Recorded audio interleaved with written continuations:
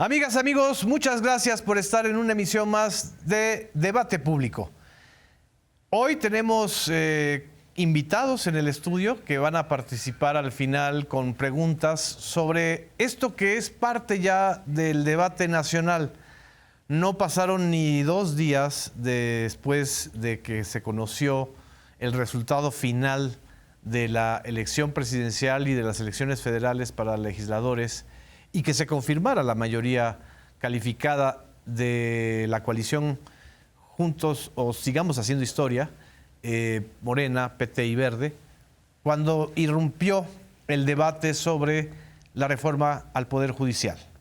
Este es un debate que ha ido creciendo y se ha ido poco a poco socializando y extendiendo, a pesar de la aparente dificultad de este debate en sus términos técnicos o en lo acostumbrado que estamos a no pensar ni a reflexionar de manera profunda en el Poder Judicial.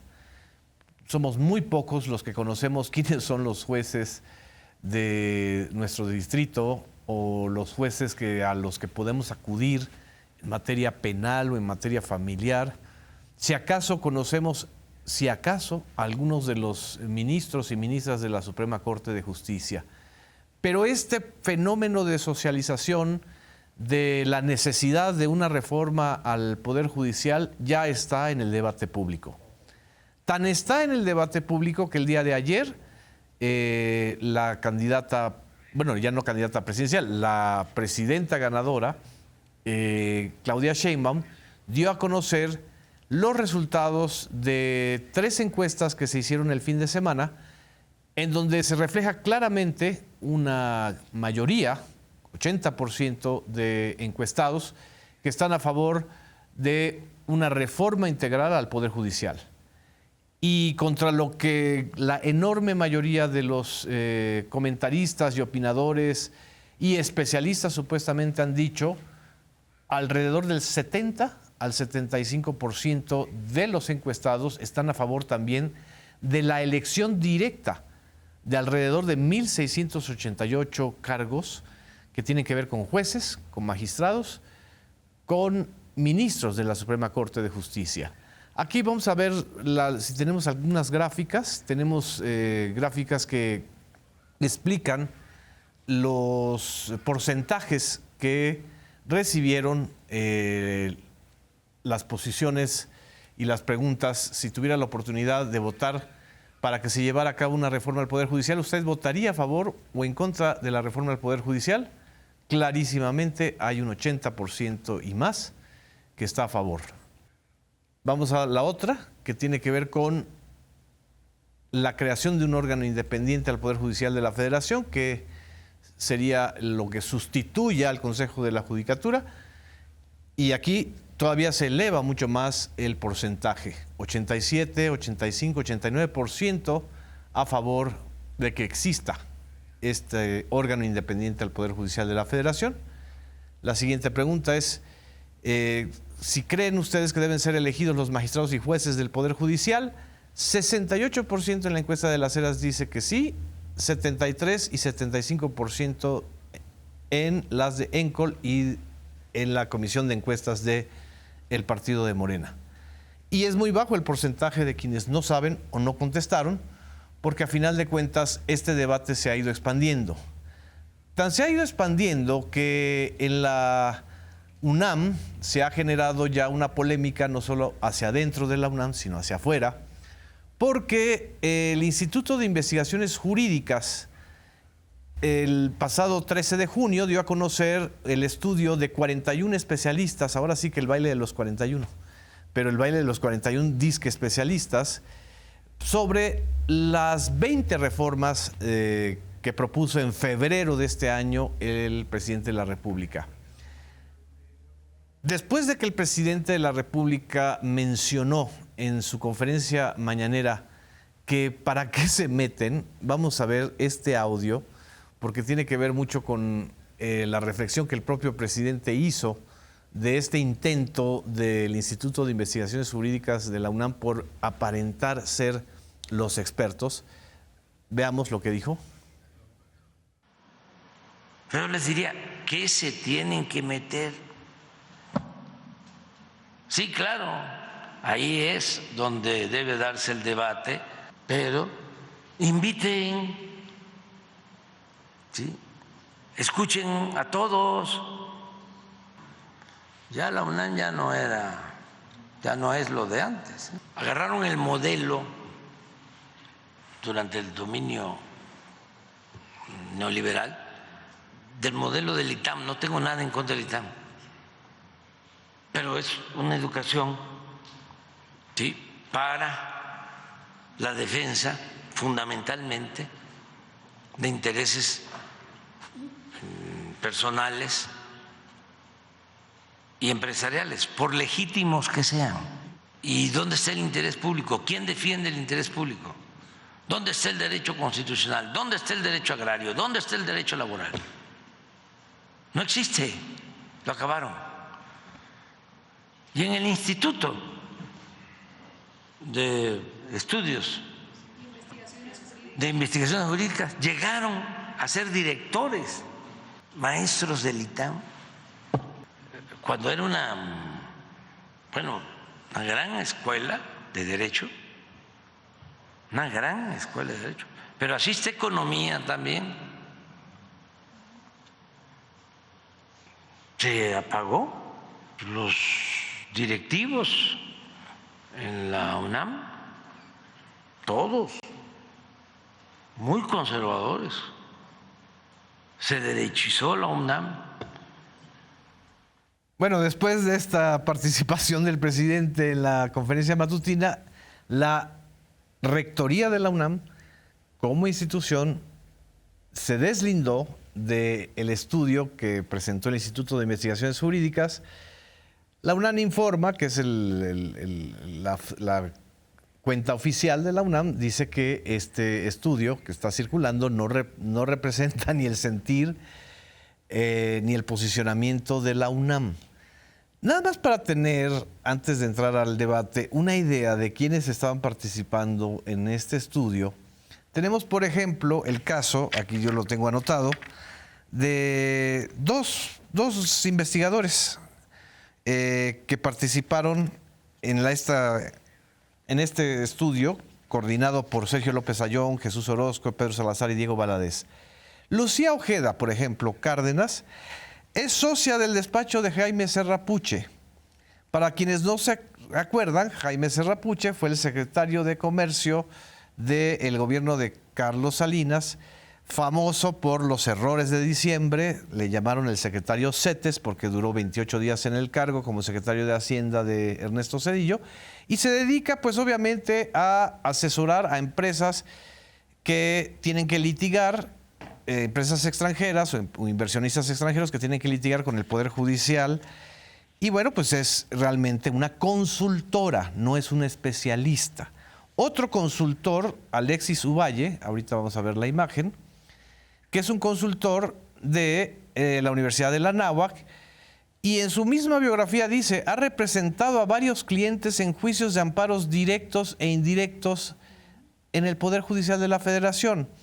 Estos dos personajes, tanto Ricardo Alexis como Lucía Ojeda, escriben en el apartado de desaparición de los organismos autónomos y se quejan de que van a ser capturados los jueces, que la elección significa la captura de los jueces.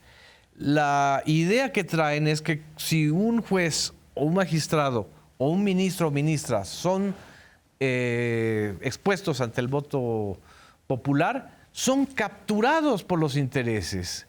¿De qué están hablando? Es decir, la idea de la captura no es el mecanismo democrático, la votación no es una captura, es un mecanismo democrático de elección. La captura es cuando los intereses corporativos que estos compañeros representan, que estos especialistas representan, pues entonces tienen a sus jueces asegurados, los que les van a otorgar los amparos, o tienen a sus ministros asegurados que van a votar a favor de lo que ellos planteen cuando llegue un asunto a la Suprema Corte de Justicia. En fin, estos son ahora los temas o los términos del debate. No sé quién quiera abrir. Estamos aquí con los compañeros y la compañera Luisa Cantú. Luisa, Va. iniciemos desde tu punto de vista, ¿cómo están los términos del debate? Bueno, pusiste como 18 puntos sobre la mesa, déjame ir uno por uno. Primero, me parece importante decir que los requisitos para integrar el Poder Judicial no cambian. Es decir, creo que en la discusión pública se ha tratado de poner la narrativa de que el hecho de que la gente los vote haría que priorizáramos popularidad sobre capacidad técnica, lo cual es falso porque necesitas los mismos requisitos que se necesitan el día de hoy para la postulación ahí sí hay unos mecanismos complejos y distintos para cada uno de los niveles, pero los requisitos no cambian. De hecho, se agrega uno nada más para ser ministra o ministro, que es no haber sido parte del Tribunal Electoral. Pero bueno, digamos, ahí esa parte sigue blindada, ¿no? La de capacidad jurídica y técnica. Otra narrativa que yo he visto en la discusión pública estos días es que en realidad no se está tocando a la justicia local, a los casos que afectan a la gente en el día a día, sino justo los grandes casos. Y yo quisiera detenerme ahí para contrarrestar esa opinión y argumentar en favor de que en realidad sí nos toca a absolutamente todas y todos. ¿Qué está proponiendo la reforma? Que podamos elegir vía voto popular a los jueces de distrito, a las juezas de distrito y magistrados, de acuerdo con el circuito que nos corresponde, ¿no? A los de nuestra área geográfica de incidencia. Y también, obviamente, a las ministras y los ministros. Me voy a detener un poco porque a mí me costó mucho entenderlo y si hay alguien por ahí en la audiencia que esté como yo, creo que vale la pena hacer el ejercicio. Cuando uno tiene un problema, si la ley que lo va a resolver es local, va al fuero local. Al fuero local. Al juez local o al tribunal local. Si uno tiene un problema que la ley federal resuelve, va al juez de distrito o al magistrado o magistrada de distrito, ¿no? O al tribunal colegiado. Exactamente, en la siguiente instancia. Si uno tiene un problema local que se va al amparo, es decir, si yo me voy a divorciar de mi pareja, voy con un juez local y si no me gusta, apelo ante un magistrado o magistrada local. Pero si yo considero, o la otra parte considera que se violaron mis derechos, puedo pedirle a una siguiente instancia federal que revise mi caso. Esta instancia federal puede revisar y decir, sí, el juez local hizo esto mal, se repone el proceso o le da instrucciones. Oye, fíjate aquí, fíjate por allá. Entonces, los casos más chiquitos y los más grandes estarían tocados por esta reforma. Y yo quisiera poner otro asunto que me parece importante que no se ha discutido mucho. Los delitos fiscales, por ejemplo, también los resolvería un juez de distrito. Es decir, si hay un empresario millonario que no quiere pagar sus impuestos, le tocaría en primera instancia a un juez de distrito, que vamos a elegir todas y todos quienes vivimos en ese circuito. Y que podemos fiscalizar. Que podemos fiscalizar y que nos va a tener que responder, porque de eso va a depender su reelección. Claro. Entonces, eso. Si no, ese juez no resuelve bien, va a ir a un magistrado o una magistrada en la siguiente instancia que también vamos a elegir. Entonces creo que eso es un candado para ciertos delitos que normalmente pues, son más susceptibles a la corrupción. Le están metiendo miedo a la gente diciéndole que van a estar 1,665 jueces y magistrados cesados de inmediato. Es parte, no sé si de la infodemia. Y al cesarse de inmediato, si tú tienes un problema o un litigio laboral, que es la gran mayoría tenemos o han tenido litigios laborales, estos litigios se suspenden. Eso es mentira, ¿no? No sé qué pase con los casos actuales, la verdad. Ahí sí yo no podría... Pero yo creo que esas son las cosas que hay que aclarar. Porque lo que se está diciendo es que al cesarlos, se suspende, o sea, como si entraran en una pausa... Sí, de facto se cierra el caso, todo digamos. el Poder Judicial, ¿no? Y, por supuesto, todo el servicio que da el Poder Judicial a los ciudadanos. Sobre todo los juicios laborales, ¿no? Y obviamente la materia familiar que está llena de muchísimos juicios y muchísimos litigios. Además local. ¿Has visto o has observado otras mentiras en torno a esto? Sí, existe parte de la infodemia en torno a ese caso, perdón, que va a quedar suspendido todo el Poder Judicial. Por ejemplo, en los casos que están en los juzgados federales, que llevan años ahí atorados, sí. Yo creo que les va a convenir que ese juez que lo tiene atorado 10 años, por ejemplo, yo conozco un caso laboral, cuando un juez electo por el pueblo empiece a tratar ese caso, y además uno de los detalles de esta reforma es que establece tiempos para que la administración de la justicia sea pronta y expedita, en lugar de que se detenga, va a salir más pronto y va a haber un laudo. En realidad, perdón, los tiempos ya estaban. Lo que pasa es que no había consecuencias y no se respetaban, cumplían. exactamente. Se agrega ese párrafo para obligarles. Claro. Entonces, por un lado, no es que se detenga todo el Poder Judicial, no es que los casos se vayan a quedar ahí archivados para toda la vida, que sea borrón y se reinicie, sino que continúan todos los procesos. Hay jueces o van a llegar jueces electos que van a sustituir a los que están, pero ahora... es donde yo quisiera entrarle, elegir a un juez cuando dicen los dejan al descubierto, van a ser manipulados por el presidente de la República, van a responder a intereses. A ver, atendiendo a esta gran académica que dice que nos liberaron de las cadenas, la elección de un juez por parte del pueblo es liberarlo de las cadenas, de las presiones, de estos poderes fácticos que los tienen, eso sí, encadenados y que no los dejan tomar decisiones que tienen que ver con la justicia. Para los que nos están viendo, ¿cómo se elige un juez ahora? Pues, ¿Cómo llegas tú a ser juez? ¿Y cómo llegas a ser magistrado? ¿Y cómo llegas a ser ministro? Porque eso también la gente lo desconoce. Por ejemplo, en el caso de los ministros, que resulta muy interesante y tenemos un caso previo, es el presidente propone una terna, la envía al Senado de la República y el Senado de la República decide o se la regresa al presidente. El presidente... ¿Con qué votación decide el Senado de la República? Tiene que ser mayoría calificada, 2/3 partes. Por eso ahora Morena no logró, en el caso de la ministra Batres, Lenia. El presidente vuelve a enviarla, se la batean y entonces el presidente lo nombra.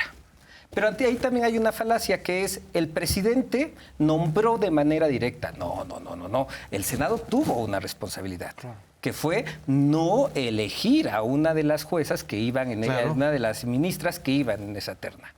Entonces, está garantizado ahí la división de poderes. El Ejecutivo propone, el Legislativo dispone y resulta electo alguien del Poder Judicial. Lo que parece una absoluta falacia, ahorita les hablo también, es que digan que el presidente va a tener mayor poder cuando está renunciando a una de las facultades presidencialistas más importantes, que es la de tener la última palabra para nombrar a los ministros y a las ministras de la Suprema Corte.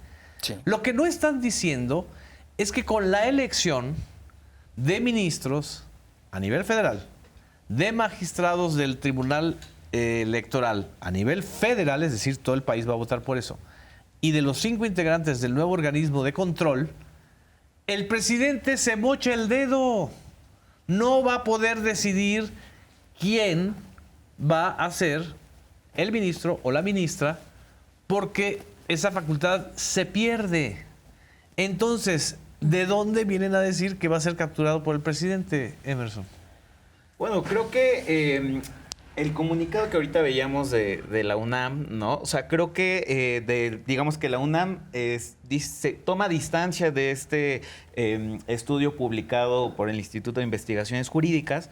Creo que revela, hay diversos, pues igual, opinadores, ¿no? Diversos medios de comunicación señalando que pues la UNAM está violentando la libertad de cátedra, ¿no? Por emitir este comunicado después de que el presidente... Pero no son catedráticos de la UNAM, no, la gran mayoría. Y justo es a lo que iba. Creo que no solo se está atentando, o lo ven así, por lo menos creo que diversos miembros del Poder Judicial o diversos comentaristas, no solo se está atentando a un régimen de un Poder Judicial, sino también a las puertas giratorias del Poder Judicial. O sea, como ahorita veíamos justamente estos nombres que no son expertos, no son investigadores, sino más bien están en el orden de la consultoría constitucional, ¿no? O judicial, pues se dedican... O son expertos, pero tienen intereses. Sí, exacto, tienen ¿no? intereses muy claros. Y que se dedican a defender justamente como un poco la noria electoral, donde tenemos a Lorenzo Córdoba, el mismo Goldenberg, ¿no? Pedro Salazar Ugarte, Sergio López Ayllón, que fue director también del CIDE, que forma parte de este estudio. O sea, que tenían una especie de puerta giratoria para incidir, por ejemplo, en quiénes iban a hacer las propuestas para ser consejeros electorales,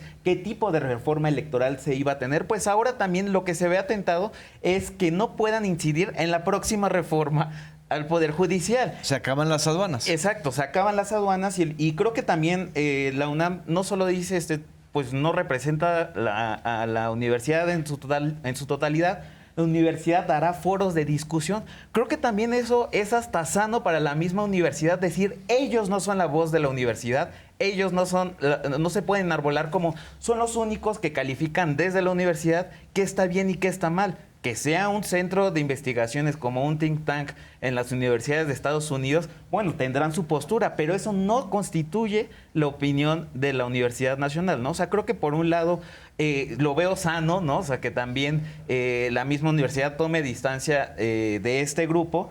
Y por otro lado, pues también creo que la reforma judicial, veíamos ahorita las cifras de la encuesta que tanto ENCOL como de las Heras, hay que decirlo también, fueron las dos encuestadoras que más se acercaron en las estimaciones de los resultados de la elección presidencial, ¿no? Y en este sentido, creo que ahora, digamos que Claudia Sheinbaum tiene la legitimidad del voto popular, tiene el Congreso de la Unión y también tiene, por lo que revelan las encuestas, pues un humor público y un humor social a favor de las reformas, ¿no? O sea, tiene, digamos que esos tres elementos que le permiten decir, claro que vamos a ir por la reforma judicial y justamente los únicos, digamos que veo un atrincheramiento, ¿no? De ciertos sectores del Poder Judicial que justamente se resisten a esta reforma, pero que es minoritario, ¿no? También están en este mismo estudio, que además se escribió en febrero. Tantito que lo hubieran actualizado, se hubieran dado cuenta de otra cosa muy importante. Eran 20 reformas. 20 reformas las que propuso el presidente dentro del Plan C. Y ahora van a ser 4 reformas o 5. Es decir, la negociación o el encuentro entre Claudia Sheinbaum como presidenta ganadora y Andrés Manuel López Obrador como presidente en funciones, hizo que la prioridad ya no fueran las 20, sino 3 propuestas de reforma constitucional que son de Claudia Sheinbaum y justo la reforma al Poder Judicial. Ya no está la reforma que ordenaba la desaparición de los organismos autónomos y el 20% del estudio de la UNAM sigue bordando sobre ese tema, de que si les van a desaparecer a la COFESE, al INAI, al pobre INAI, que la gente no va a dormir si no tienen al INAI al lado. O sea, por Dios, o sea, ni siquiera son causas sociales. ¿Qué interpretación haces de esto, Braulio? De la negociación que hubo entre Claudia De Sheinbaum. que no estén, ni siquiera estén enfocándose en el dato real. Mira, creo que es muy sintomático de cómo se ha dado la discusión en todo el sexenio con las reformas que ha presentado el presidente López Obrador o que ha presentado también el grupo parlamentario de Morena. Sí. Y es que lamentablemente la discusión se ha dado generalmente sobre falsedades. Ha habido debates sobre cosas que ni siquiera están en la reforma. Ayer, por ejemplo, veía una cuenta de un colegio de constitucionalistas de México que difundió una imagen de Cuauhtémoc Blanco membretada como si fuera candidato a ministro de la Suprema Corte de Justicia de la Nación, a pesar de que Cuauhtémoc Blanco no puede ser ni podría ser candidato a ministro de la Suprema Corte. Pero si juegas fútbol sí puede ser, siempre y cuando tengas los requisitos. Sí, claro, si tuviera los requisitos, pero Cuauhtémoc Blanco no los cumple, porque el artículo 95 de la Constitución dice que para ser ministro hay que ser mexicano, hay que tener cuando menos 35 años cumplidos el día de la designación, tener un título de 10 años de antigüedad en Derecho y gozar de buena reputación, haber residido en el país durante los últimos 2 años. Y el último punto que también me parece muy importante es no haber sido secretario de Estado, no haber sido fiscal general de la República, senador, diputado federal, ni titular del Poder Ejecutivo en alguna entidad. Es decir, Cuauhtémoc Blanco no podría hacerlo, como tampoco podría hacerlo... los exgobernadores que acaban de salir. Ni ningún exgobernador, ni ningún senador, ni ningún exdiputado, ningún exsecretario de Estado. Es decir, esta narrativa de que el gabinete del presidente López Obrador podría estar tomando la Suprema Corte de Justicia de la Nación es completamente falso. Y ¿Lo has escuchado? ¿Están diciendo que el gabinete en sí se podría ir? Es parte de lo que se ha planteado y se plantea también una posible politización de la Suprema Corte de Justicia de la Nación. Yo no me imagino qué es lo que podría pasar si la Suprema Corte de Justicia de la Nación se politizara. A lo mejor podríamos ver a la presidenta o el presidente reuniéndose con el presidente de algún partido en la casa de otro ministro en una cena Eso privada. No es partidización y politización. Yo creo que sí, y eso afortunadamente no ha pasado. A altas horas de Norma Piña con Alito Moreno. Exactamente. Norma Lucía Piña se reunió con con Alito Moreno, invitó a Santiago Krill en la casa del ministro Alcántara Carranca y estuvieron también invitados los magistrados del Tribunal Electoral del Poder Judicial de la Federación. Hay una clara politización en la Suprema Corte de Justicia de la Nación y también me parece que esta gran discusión que se está dando en torno al Poder Judicial va a romper algunos de los paradigmas de pensamiento que se habían establecido antes. Creo que, y eso también ha pasado mucho durante el sexenio, en la pandemia se habló de combatir la ciencia neoliberal y hubo científicos que dijeron, pero ¿cómo? Si la ciencia es 100% objetiva, no tiene intereses, no tiene interpretaciones, son datos. Se desmontó esa narrativa. Hoy tenemos más claro que nunca que la ciencia también tiene intereses, que la ciencia también está sujeta a interpretaciones. Se hablaba también de que los medios de comunicación, de que las y los periodistas eran incuestionables. Aquí Luisa lo ha planteado en debate público. Somos entes públicos que también estamos sujetos al escrutinio de la Nada más sociedad. antes de ir al corte y para subrayarle esto que estás diciendo. ¿Quién fue el que asesoró a Javier Lozano como secretario del Trabajo de Calderón para que la mina de pasta de conchos no se continuaran los trabajos de rescate?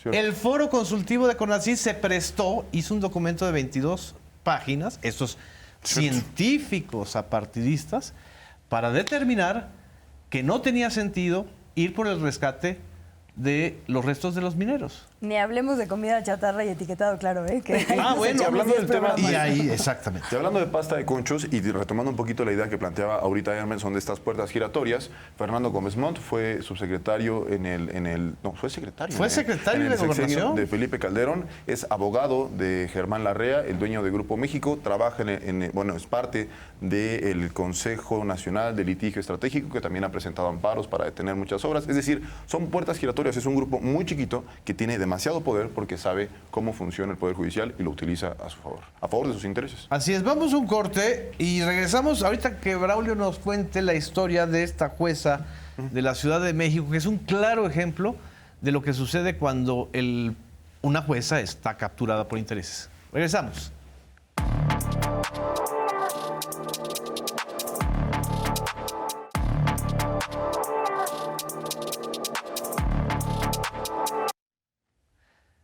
Amigas, amigos, regresamos a Debate Público. Interrumpí a Braulio en una exposición que estaba haciendo Braulio, pero si quieres terminar, Braulio, y sobre todo por el trabajo que hizo Capital 21 del ejemplo de una jueza que es el claro ejemplo de por qué deben ser electos los jueces y las juezas. Sí, mira, esta jueza se llama María del Carmen Sánchez Cisneros. Ella es jueza de distrito en la Ciudad de México y en la semana pasada fue una semana muy movida para la jueza porque en cuestión de 7 días le otorgó una suspensión a Cuauhtémoc Gutiérrez de la Torre, el expresidente del PRI en la Ciudad de México, que hoy está preso por Hijo del rey de la basura. Hijo del rey de la basura, también conocido él propiamente como el rey de la basura, y que está preso en este momento enfrentando un proceso por una red de trata dentro de las instalaciones del PRI en la Ciudad de México. En esa misma semana también otorgó un amparo a Sofía von Rerich, la hermana del ex delegado de la Benito Juárez y ex coordinador parlamentario del PAN en la Ciudad de México, Cristian N., quien se intentó fugar hacia Estados Unidos y fue detenido por su responsabilidad en la trama de corrupción del cártel inmobiliario. Esa misma semana ratificó un amparo que había entregado en mayo de este año a Carlos Ahumada para que no fuera detenido por autoridades de la Ciudad de México ni por ninguna autoridad dentro de México. Esto porque fue detenido en Panamá, estaba en proceso de extradición hacia México, ella ratificó este amparo, pero no frenó de alguna forma la extradición, porque una vez llegando a México Carlos Ahumada no podría ser detenido por esta suspensión. Exacto. Esta misma jueza también otorgó una suspensión, un amparo, para que Uriel Carmona, el fiscal de Morelos, que estuvo enfrentando todo este proceso por su posible encubrimiento, obstrucción de la justicia y demás, en el caso del feminicidio de Ariadna Fernanda, no pudiera ser procesado bajo el argumento de que tenía fuero federal. Esa misma jueza también fue la que le otorgó un amparo a El Nini, quien era el jefe de seguridad del grupo delincuencial de Los Chapitos, que fue detenido en noviembre del año pasado, me parece, y un día después de que fue detenido le otorgaron el amparo para frenar la extradición. ¿Todo eso en una semana? No, esto fue ya el año pasado. Pero los 3 casos, el de Carlos Ahumada, el de Cuauhtémoc Gutiérrez de la Torre y el de Sofía Van Roerich, los 3 fueron en una semana. Puros buenos muchachos. O sea, para ellos sí hay justicia pronta y expedita. Así es, sí. Y digo, a lo mejor suponiendo sin conceder que la jueza no tuviera intereses y que todo lo que estuviera haciendo fuera apegado a derecho, pues entonces hay que también cuestionar y problematizar por qué se permite que este tipo de cosas pasen. Para eso precisamente, me parece, es la reforma al Poder Judicial. Exactamente. Tenemos invitados en el estudio, tenemos a compañeras y compañeros del Instituto Universitario del Estado de México, plantel Metepec, que aquí están con nosotros. Bienvenidos, qué bueno que participen en este debate público. Y tengo entendido que hay algunos compañeros y compañeras que quieren preguntar. Adelante la primera compañera o compañero. Bueno, mucho gusto. Muchísimas gracias por permitirnos este espacio. Al contrario. De preguntas pues abiertas, ¿no? Y ustedes como expertos, qué mejor que nos puedan contestar, ¿no? Bueno, mi pregunta, ahorita que estábamos hablando, bueno, que ustedes estaban hablando, es, bueno, ahora que el Congreso de la Unión está conformado por la mayoría pues de diputados y senadores de Morena, ¿qué es lo que pues se espera en México, ¿no? ¿Cuál es esta proyección que se tiene a futuro? Porque, bueno, podemos ver que esto ha influido bastante en la volatilidad, perdón, del peso. Aparte de esto, ¿cómo más va a influir en México? ¿Cuáles son estas expectativas que se tienen de, bueno, este nuevo Congreso, vaya? Exacto. ¿Alguien quiere responder? Siento que es tu materia.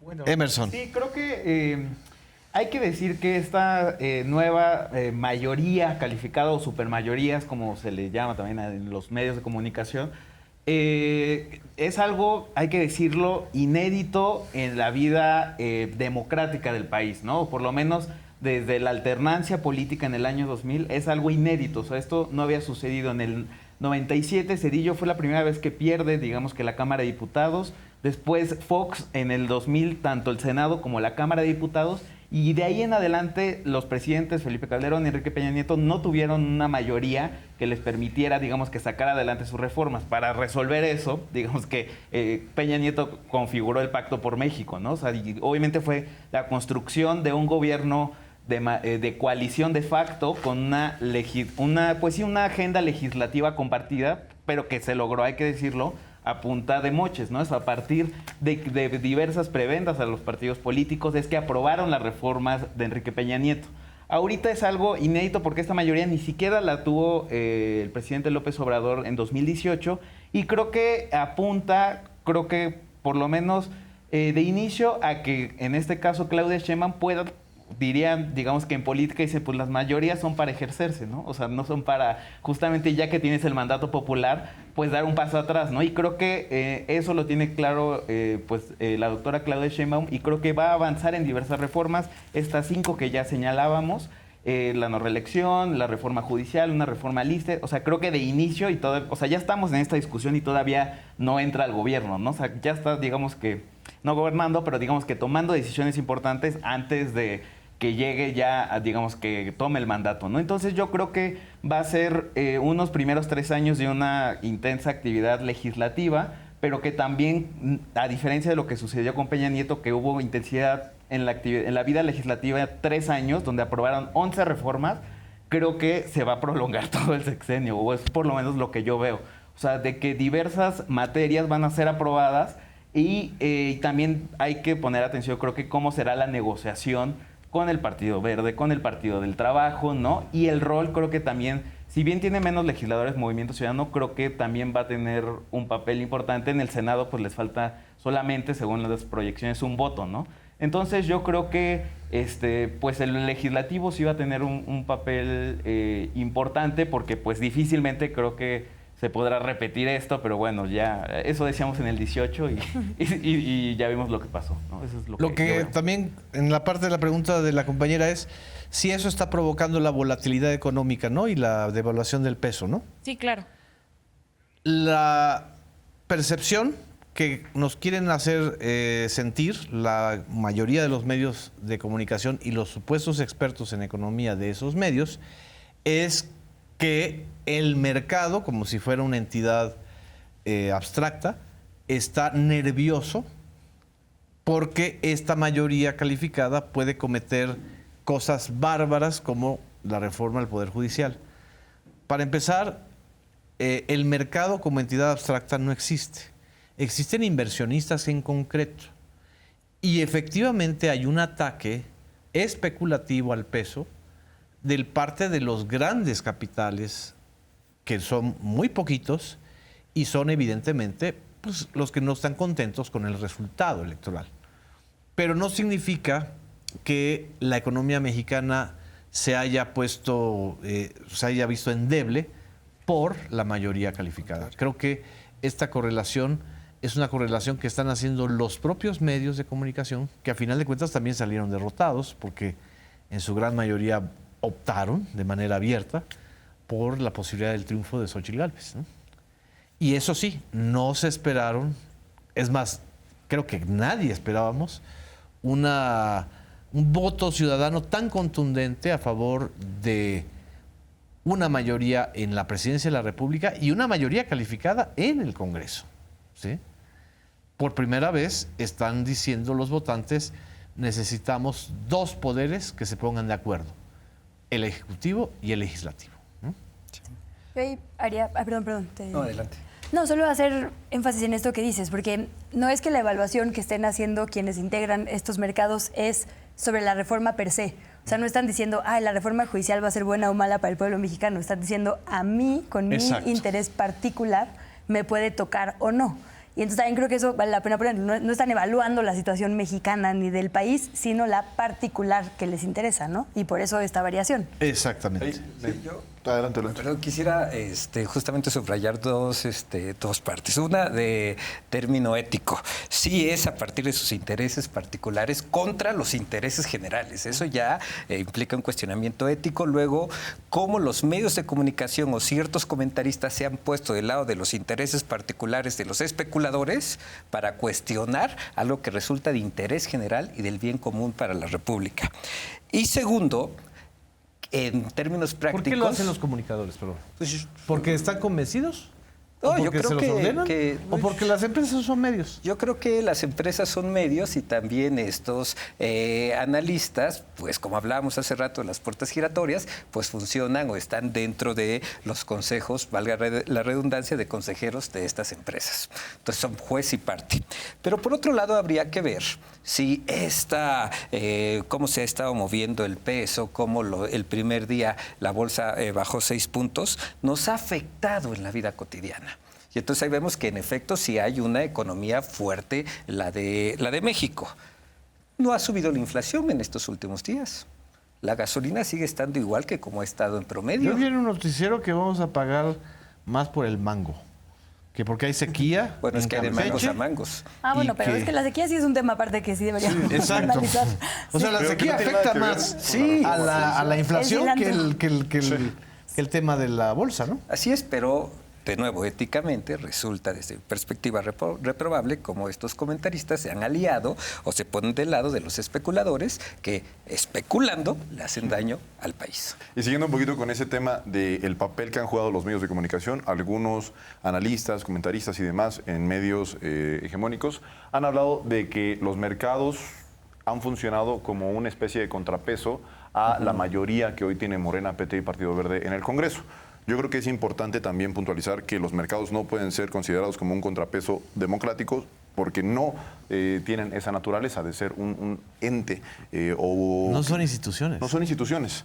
Aparte, porque tampoco son termómetro de qué tan bien o qué tan mal le va a un país. Y tenemos un ejemplo muy claro en estos momentos en Argentina. En Argentina, donde la pobreza está creciendo un día sí y el otro también, donde el desempleo está creciendo también a niveles que no se veían desde hace mucho tiempo, los mercados están muy felices. Es decir, los inversionistas están muy felices con cómo están haciendo las cosas allá, porque realmente se está dejando de lado lado el bienestar de la gente, que la gente tenga trabajo, que tenga comida, que tenga cómo llegar a su trabajo, que tenga vivienda. Todo eso está dejando de lado y se está abriendo, dando banda ancha a que los capitales puedan invertir y generar y especular como pues lo hacen ahora en Argentina. Entonces, no es un indicador, y en ese terreno de los indicadores hay parámetros que dicen que hoy la economía en nuestro país es fuerte, apenas la inversión extranjera directa superó a las remesas como la principal fuente de ingreso de nuestro país. Entonces, hay muchas cosas que nos dejan ver que la situación económica en nuestro país no va a atravesar por una crisis como falsamente se ha planteado en algunos medios de comunicación. Por eso,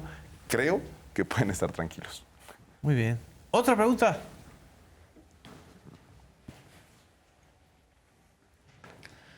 Hola, muy buenas tardes. Mi nombre es Alejandro. Igualmente les quiero hacer la mención de que es todo un honor poder estar en este programa. De verdad, muchas gracias otra vez por habernos invitado a mí y a mis compañeros y compañeras.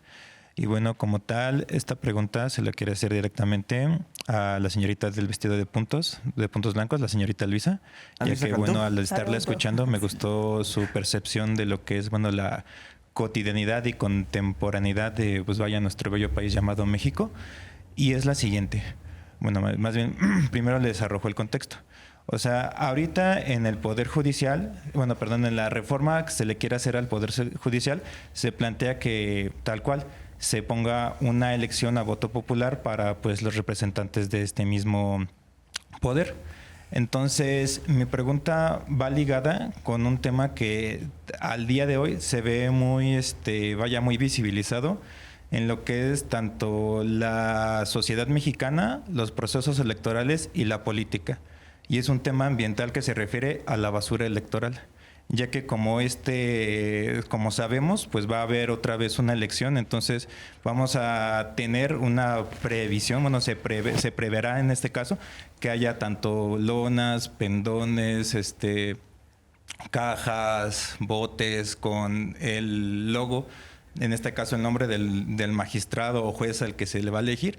Y pues bueno, es un tema que al día de hoy, en las pasadas elecciones, todavía se ven muchas irregularidades en los mismos procesos electorales. Así que me pregunta como tal a usted es directamente, ¿cree que sería en este caso más importante una reforma al Poder Judicial o una reforma a el Instituto Nacional Electoral para evitar estas irregularidades y obviamente esta popularización, porque es un concurso de popularización, pues para ver quién brilla más, ¿no?, en la contienda? Bueno, creo que no son excluyentes, para empezar. Y si quitáramos el argumento de popularización, pues no elegiríamos a nadie, ¿no? O sea, si el tema fuera ese, que se volvería un concurso de popularidad, tampoco elegiríamos presidente o presidenta de la República. Entonces, yo te diría, creo que se planteó de hecho una reforma a los partidos políticos, una reforma al Instituto Electoral, a los institutos locales electorales. Todo eso sí estuvo sobre la mesa y justamente fue parte de la parálisis legislativa que vimos, bueno, y justo también de llevarla a la instancia de la Corte durante el sexenio pasado. O sea, creo que todo eso sigue sobre la mesa y que posiblemente lo veremos discutido. Creo que aquí entra otra vez una vieja discusión también, ¿no? Cuando hablábamos de las elecciones y de la posible reforma o transformación del INE, había datos como que nuestro instituto es uno de los más caros, nuestro voto es uno de los más caros, y lo que mucha gente planteaba, y yo suscribo, es cuando se habla de democracia es una inversión, muchas cosas, ¿no? No debe verse como costo, sino como inversión, porque la traducción son derechos. Es decir, elegimos 20,000 puestos de elección popular el domingo y nadie diría fue un desperdicio. Decimos, es para fortalecer nuestra democracia, ¿no? Y en ese sentido yo creo que no son excluyentes. Creo que se puede plantear una manera de hacer campañas mucho más limpias, sin basura electoral, y que de cualquier forma se elija a quienes directamente van a incidir en nuestra vida, como serían en este caso los jueces, juezas, magistrados y magistradas de nuestro distrito, de nuestro circuito. Entonces, como que creo que no son asuntos que estén peleados. No sé si eso lo contesta del todo. Sí, gracias. Ahora, sobre esta pregunta que es interesante, el volumen es lo que va a hacer la diferencia. Es decir, en el proceso electoral federal que vivimos en este momento fueron 20,000 cargos de elección. Aquí van a ser 1,600. Es una cifra muchísimo más pequeña, casi 20 veces más pequeña. Dos, no hay partidos políticos involucrados. el exceso de propaganda, el exceso de pendones, de basura electoral que vemos en todas las ciudades, tiene que ver con el negocio electoral. El problema es que los partidos reciben recursos públicos y esos recursos públicos los gastan no en labor de formación política, no en la labor de formación de cuadros. Los gastan, desgraciadamente, en su gran mayoría, en propaganda, ya sea en el aire, o sea, en la tele, en la radio, en las redes digitales o en las calles. Y es un súper negocio. Un súper negocio estar imprimiendo, no sé, millones de pendones y de espectaculares y de pósters, ¿no? En este caso, en el Poder Judicial, como no hay dinero para que hagan este tipo de dispendios, los aspirantes o las aspirantes a cargos de magistrados o jueces, evidentemente no vamos a ver esa enorme cantidad de recursos. Y obviamente eso también puede incidir en abono a lo que dice Luisa, para que se demuestre que también se puede hacer una campaña por elección sin el dispendio ni ensuciando las ciudades, ¿no? Que ese es quizá uno de los grandes saldos que deja esta contienda, ¿no? Este exceso de espectaculares, de pintas, de pendones, ¿no? Creo que va a ser positivo. A mí nada más me gustaría abonar algo tantitito. Yo coincido contigo con que hay que regular y también buscar la forma de que el INE pueda observar y ser más duro con que no haya tanta basura electoral, que no se genere tanta basura electoral, que vemos en las calles desde que empiezan las campañas hasta que terminan y después no las vemos, pero siguen siendo un problema porque siguen siendo desperdicios. Creo que se tendría que avanzar hacia un modelo en el que ni los partidos políticos gastaran tanto dinero en propaganda, ni se generara tanta basura electoral. Lamentablemente, y a lo mejor respondiendo un poquito a lo que me decías hace rato, Genaro, creo que el presidente y la presidenta electa decidieron que la reforma judicial fuera la primera de este paquete de 20 reformas, porque ya se han presentado reformas en materia electoral a las que se les ha dado marcha atrás, ya sea en el legislativo, porque Morena no tenía la mayoría calificada, o en el Poder Judicial. Es decir, el llamado Plan B, que era un paquete de reformas que se presentó después de que la reforma constitucional electoral que presentó López Obrador se rechazó en el Congreso, fue aprobada por mayoría simple, porque así se podía hacer, pero fue impugnada y finalmente la Suprema Corte de Justicia de la Nación pues, le dio marcha atrás. De ahí nació el Plan C, que era buscar esta mayoría calificada para que estas iniciativas pudieran avanzar. Ojalá que también en los debates que se den en los próximos 3 años con esta conformación del Congreso se incluya una reforma en materia electoral. El presidente ya presentó una, pero pues me parece también que la intención, la voluntad del grupo parlamentario mayoritario y de la presidenta electa es que haya foros de parlamento abierto,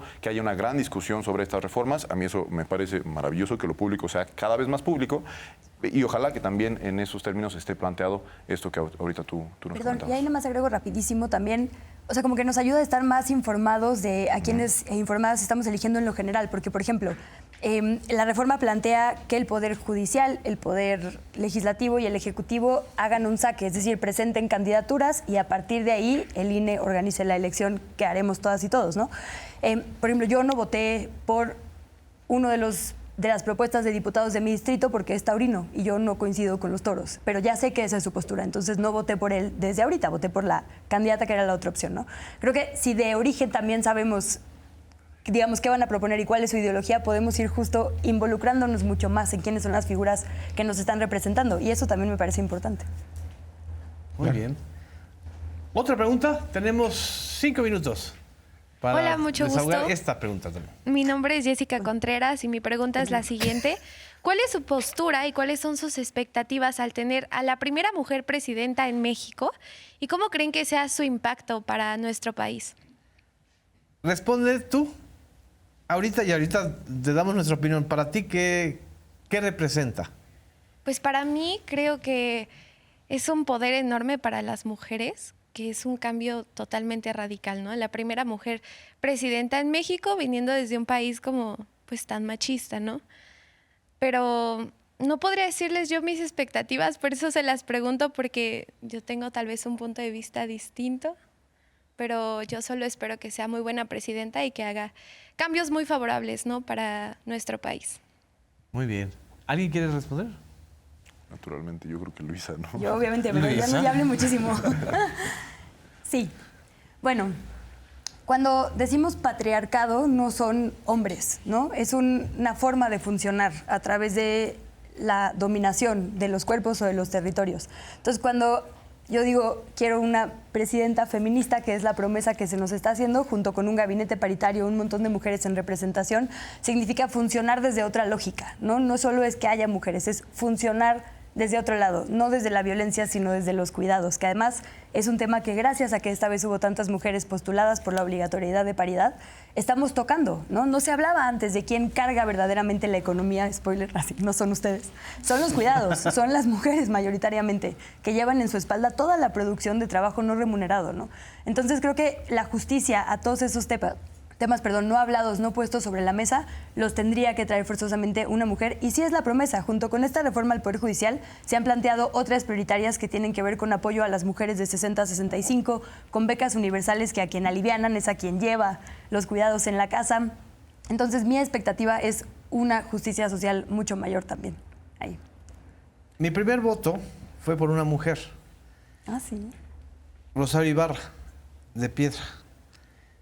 Evidentemente no tuvo validez ese voto porque yo no era ciudadano todavía, no tenía los 18 años, pero te estoy hablando ya de hace más de 38 años. Es decir, la pelea por llevar a una mujer a la presidencia de la República viene de lejos y viene desde la izquierda, sobre todo.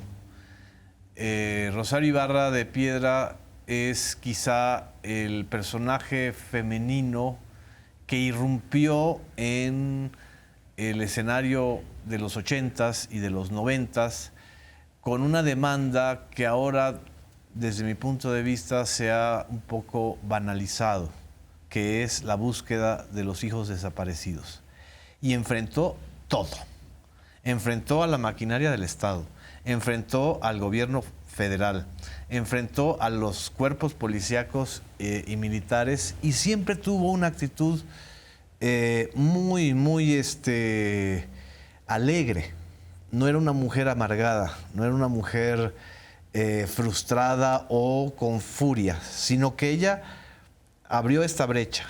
Y esta brecha, que también en los 90s pudo haber sido posible, y luego en el inicio del 2000 hubo políticas que pudieron haber llegado a la presidencia, no se logró.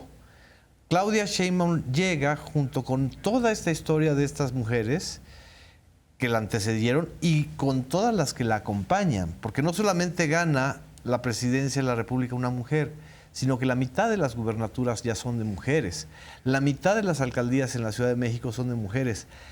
La zona, bueno, tu estado está gobernado por primera vez por una mujer, por Delfina. Y toda la zona metropolitana, por primera vez, sí. La región más habitada del planeta, va a ser gobernada por 3 mujeres. Delfina Gómez, Claudia Sheinbaum a nivel federal y Clara Brugada en la Ciudad de México. Y si le agregas Morelos, que también va a ser gobernada por una mujer, tú tienes ahí la importancia de un cambio de 180 grados, que creo que es la expectativa que todos tenemos. Que eso sea también un cambio en la manera de hacer política, en la manera de combatir la corrupción y en la manera de dar un acento hacia los programas sociales. ¿Puedo comentar algo rapidísimo? Sí. A mí también me parece bien importante que la primera mujer presidenta en la historia de nuestro país sea una mujer que viene desde la lucha estudiantil, que ha abrazado muchas causas sociales y que viene desde la izquierda, porque a mí me tocaron 2 candidatas presidenciales, fue Josefina Vázquez Mota y Margarita Zavala, que finalmente no llegó al proceso. Pero creo que es importante. ¿Votaste por ellas? No. Finalmente no llegó, pero estuvieron en la boleta, ¿no? Y digo, qué importante que llegue una mujer de izquierda, porque pudieron antes haber llegado Josefina Vázquez Mota o Margarita Zavala, que serían proyectos políticos completamente diferentes. Y me parece que ahí hay que valorar de repente un poquito que el hecho de que llegara una mujer no significaría que habría procesos de justicia social o de deuda, de saldar un poco la deuda histórica hacia las mujeres, como me parece que desde ahora sí se está planteando en el caso de que pues ahora sí ya llegó Claudia Sheinbaum, que es una mujer, lo decía, que viene de la lucha estudiantil, que ha abrazado causas sociales y que pues hemos demostrado a lo largo de su vida como política que está del lado de la izquierda. Muy bien, se nos acabó el tiempo. Muchísimas gracias a ustedes, compañeras, compañeros, por estar participando. Y gracias a los participantes de este debate público. Nos vemos en la próxima semana. Muchas gracias.